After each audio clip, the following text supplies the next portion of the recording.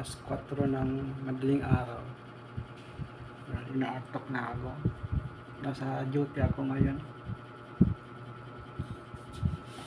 3 linggo na akong panggabi. Dito pa nga pala akong trabaho sa Crown Plaza Hotel. Antok na ako.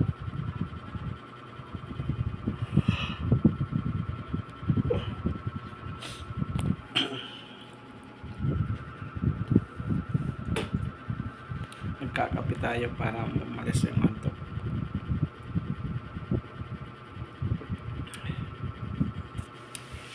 Good morning mga followers. Kung gising na kayo ngayon, good morning sa inyong lahat.